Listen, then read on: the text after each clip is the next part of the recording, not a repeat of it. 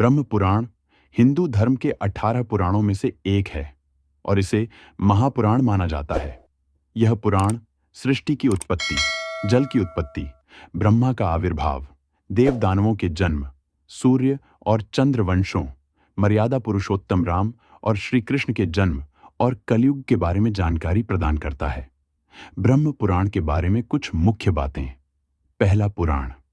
ब्रह्म पुराण को पुराणों में पहला माना जाता है, हालांकि इसका मतलब यह नहीं है कि यह सबसे प्राचीन है।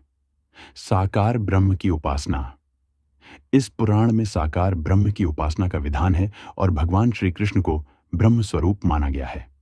कथावाचक और श्रोता। ब्रह्म पुराण की कथा के वक्ता ब्रह्मा जी हैं और श्रोता मरीचि ऋषि हैं। सूर्य की उपासना। ब्रह्म पुराण में सूर्य की उपासना का भी वर्णन है।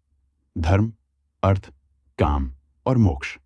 यह पुराण धर्म, अर्थ, काम और मोक्ष को प्रदान करने वाला माना जाता है। वेद तुल्य। ब्रह्म पुराण को वेद के समान माना जाता है। सृष्टि की उत्पत्ति। इस पुराण में सृष्टि की उत्पत्ति और राजा पृथु के चरित्र का वर्णन है। सूर्यवंश और चंद्रवंश।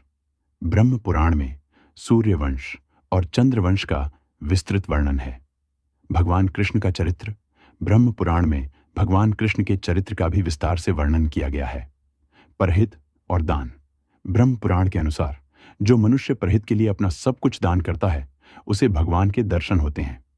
अन्य विषय। इसमें तीर्थ, मंदिर, भूगोल, नरक, स्वर्ग, श्राद्ध कर्म आदि के बारे में भी जानकारी दी गई है। ब्रह्म पुराण का महत्व।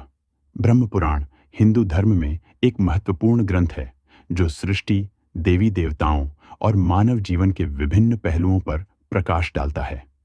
यह पुराण धार्मिक, सामाजिक और सांस्कृतिक दृष्टिकोण से महत्वपूर्ण है। संक्षेप में, ब्रह्म पुराण एक विस्तृत और ज्ञानवर्धक ग्रंथ है जो हिंदू धर्म के विभिन्न पहलुओं को समझने में मदद करता है।